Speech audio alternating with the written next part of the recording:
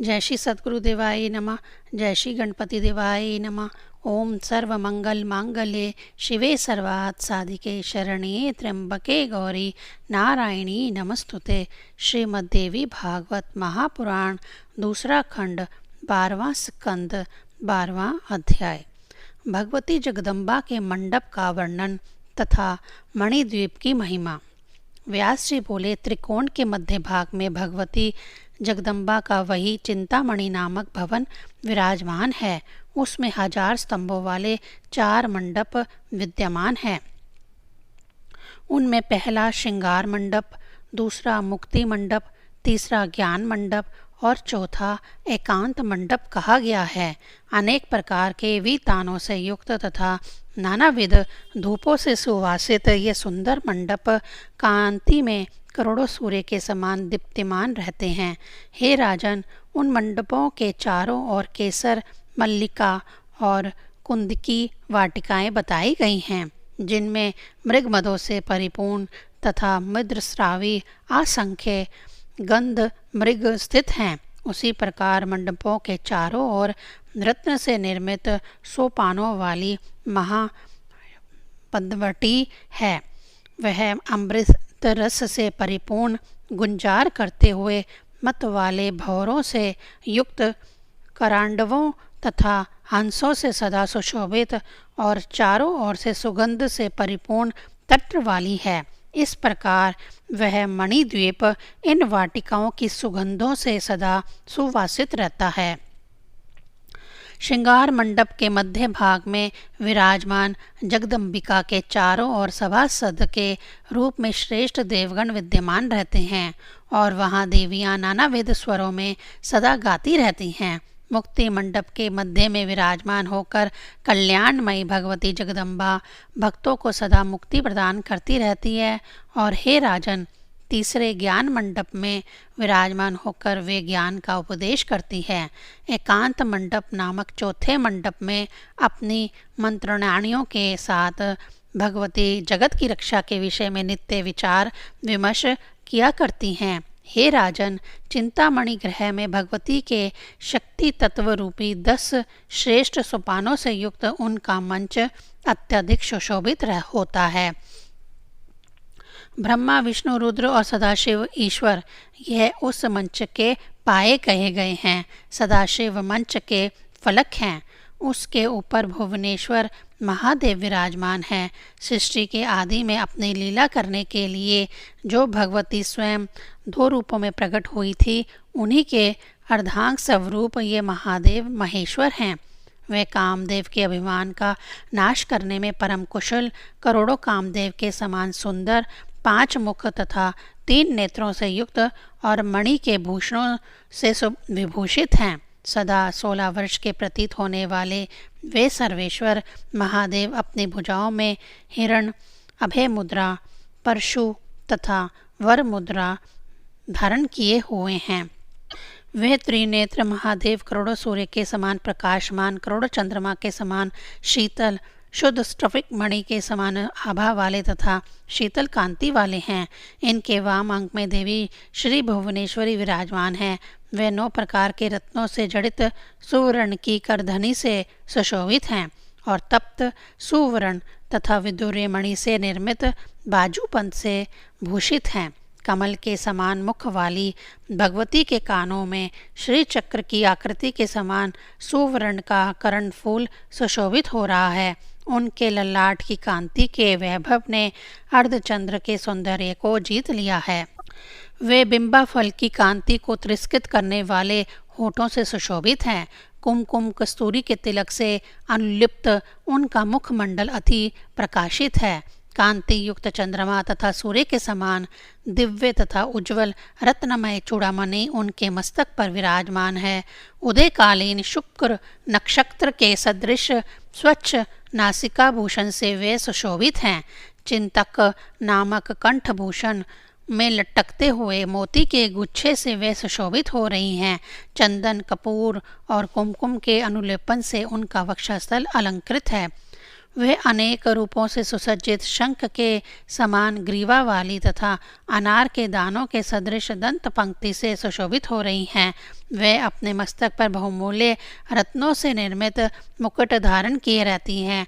उनके मुख कमल पर मत वाले भौमरे की पंक्ति के सदृश अलकावली सुशोभित हैं।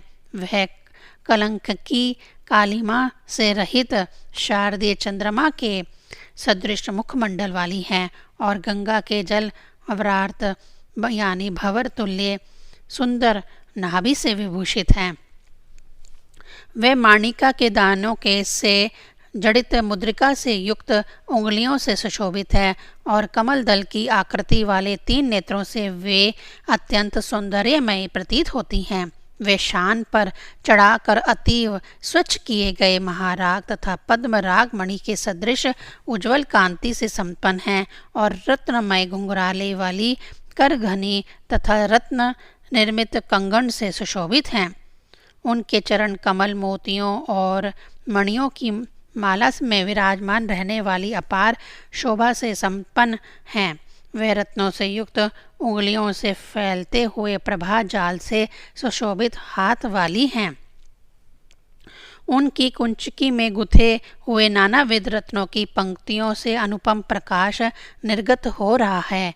मल्लिका की सुगंध से परिपूर्ण केशों के जोड़े पर स्थित मल्लिका की माला पर मंडराने वाले भौरे के समूह से देवी सुशोभित हो रही हैं।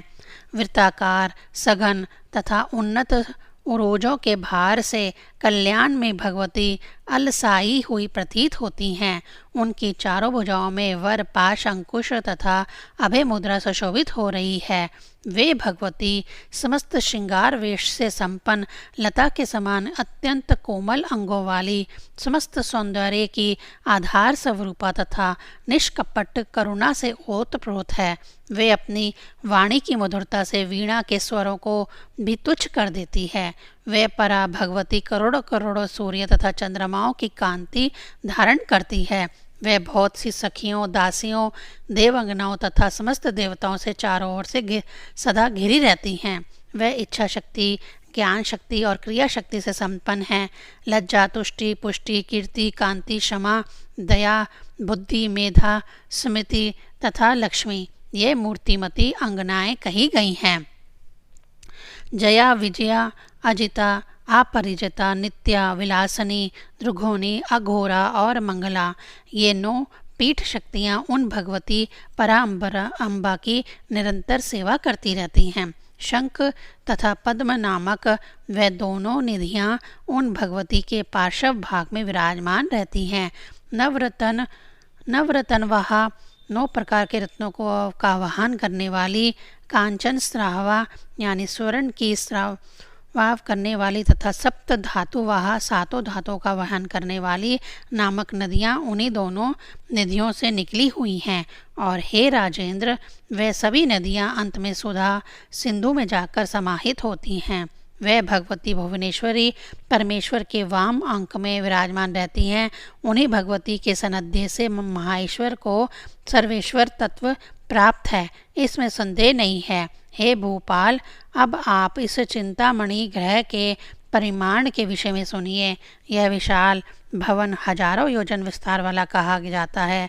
उसके उत्तर भाग में अनेक विशाल प्राकार हैं जो परिमाण में पूर्व पारकार से दुगने कहे गए हैं। भगवती का यह मणिद्वीप बिना किसी आधार के अंतरिक्ष में विराजमान है। जैसे किसी कार्यवश पट्ट का संकोच तथा विकास होता है, वैसे ही परलावस्था में इस मणिद्वीप का संकोच तथा सृष्टि काल में विकास हो जाता है। इसका सृष्टि विनाश नहीं होता। सभी परकोटों की संपूर्ण कांति की परम सीमा को ही चिंतामणि ग्रह कहा गया है, जहाँ तेजोमयी देवी विराजमान रहती हैं। हे भूपाल, प्रत्येक ब्रह्मांड में रहने वाले तथा देवलोक, नागलोक, मनुष्यलोक एवं अन्य लोकों में निवास करने वाले जो भी श्री देवी भुवनेश्वरी के उपासक हैं, वे सब इसी मणिद्वीप को प्राप्त होते हैं। जो लोग भगवती की आराधना में संलग्न रहते हुए देवी क्षेत्र में प्राण उत्सर्ग करते हैं, वे सब वही चाहते हैं जहाँ महानंद स्वरूपाणी भगवती विराजमान रहती है। घृत कुल्या, दुग्ध कुल्या, दही कुल्या और मधुस्रवा नदियाँ वहाँ सदा प्रवाहित रहती हैं। उसी प्रकार अमृतवहा, द्राक्षारसवहा, पूरसवहा, अम्र रस वाहिनी तथा इक्षुरसवाहिनी हजारों अन्य नदियाँ भी वहाँ हैं। वहाँ मनोरथ रूप फल वाले अनेक वृक्ष तथा वैसे ही बावलियाँ और कूप भी विद्यमान है जो प्राणियों की इच्छा के अनुरूप उन्हें यथेष्ट फल तथा जल प्रदान करते हैं। वहाँ किसी प्रकार का अभाव नहीं है। उस मणिद्वीप में किसी को भी रोगों से जर्जरता, बुढ़ापा, चिंता, मत्सर्या, काम, क्रोध आदि कभी नहीं होते। वहाँ रहने वाले सभी लोग युवावस्था से संपन्न, स्त्री युक्त तथा हजारों सूर्यों के समान तेजस्वी रहते हैं और वे श्री भुवनेश्वरी देवी की निरंतर उपासना करते हैं। उपासना प्रयाण लोगों में से कुछ लोग सुलोक्य मुक्ति प्राप्त कर चुके हैं, कुछ समीपीय मुक्ति को प्राप्त हुए हैं और कुछ स्वरूपीय मुक्ति प्राप्त कर चुके हैं तथा कुछ अन्य प्राणी सृष्टि मुक्ति के अधिकारी हुए हैं। प्रत्येक ब्रह्मांड में रहने वाले जो जो देवता हैं उनके अनेक समूह वहाँ स्थित रहकर जगदीश्वर की उपासना करते हैं। मूर्तिमान होकर 7 करोड़ महामंत्र तथा समस्त महाविद्याएं उन सांभ्य अवस्था वाली कारण ब्रह्म स्वरूपाणी तथा माया शबबल विग्रह धारण करने वाली कल्याणमयी भगवती की उपासना में तत्पर रहते हैं। हे राजन, इस प्रकार मैंने अत्यंत महान मणिद्वीप का वर्णन कर दिया। करोड़ों सूर्य, चंद्रमा, विद्युत और अग्नि वे सब इस मणिद्वीप की प्रभा के करोड़वें अंश के भी बराबर नहीं हैं। वहाँ कहीं पर मूंगे के समान प्रकाश फैल रहा है, कहीं मरकत मणि की छवि छटक रही है, कहीं विद्युत तथा भानु सदृश तेज विद्यमान है, कहीं मध्याह्न कालनी सूर्य के समान प्रचंड तेज फैला हुआ है और कहीं करोड़ों बिजलियों की महान धाराओं की दिव्य कांति व्याप्त है, कहीं संदूर, नीलेंद्र, मणि और माणिक्य के समान छवि विद्यमान है। कुछ दिशाओं का भाग हीरे मोती की रश्मियों से प्रकाशित हो रहा है, वह कांति में दवानल तथा तपाए हुए सुवर्ण के समान प्रतीत हो रहा है। कहीं कहीं चंद्रकांत मणि और सूर्यकांत मणि से बने स्थान हैं। इस मणिद्वीप का शिखर रत्नमय तथा इसके प्राकार और गोपुर भी रत्न निर्मित है। यह रत्नमय पत्रों, फलों तथा वृक्षों से पूर्णतः मंडित है। यह पुरी मयूर समूहों के नृत्यों, कबूतरों की बोलियों और कोयल की ककली तथा शुकों की मधुर ध्वनियों से सुशोभित रहती है। यह सुरमय तथा रमणीय जल वाले लाखों सरोवर से घिरा हुआ है। इस मणिद्वीप का मध्य भाग विकसित रत्नमय कमलों से सुशोभित है।